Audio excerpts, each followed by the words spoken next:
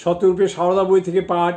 বিষয় নিবেদিতার ধ্রুব মন্দির, শঙ্করী প্রসাদ বসু, অষ্টম পর্যায়ের আলোচনা, পরমা শান্তির প্রতিমা, এবং এইটি শেষ অংশ।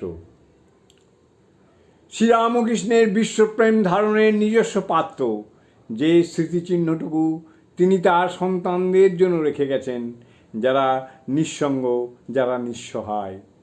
আমরা তোমার কাছে খুব শান্ত হয়ে চুপটি করে বসে থাকব, তবে মজা করার জন্য একটু আধটু গোলমাল করব বই কি। সত্যই ভগবানের অপূর্ব রচনাগুলি সবই নীরব, তা অজানিতে আমাদের জীবনের মধ্যে প্রবেশ করে। যেমন বাতাস, যেমন সূর্যের আলো, বাগানের মধুগন্ধ, গঙ্গার মাধুরী, এইসব নীরবে জিনিসগুলি সব তোমারই মতো। বেচারা সারার জন্য তোমার শান্তির আঁচলখানি পাঠিও।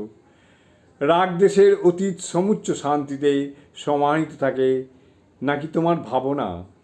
তা কি পদ্মপাড়ার শিশির বিন্দুর মতো ভগবানের বুকের শিহরিত ভালোবাসায় নয়, যা পৃথিবীতে স্পর্শ করে না কখনো? প্রিয়তমা মা আমার, তোমার চিরকালের বোকা খুকি নিবেদিতা। জয় মা, জয় মা। জননীং শারদাং দেবীং রামকৃষ্ণং জগদ্গুরুং পাদপদ্মে তয়ো শ্রিত্বা প্রণমামি মুহুর্মুহুঃ।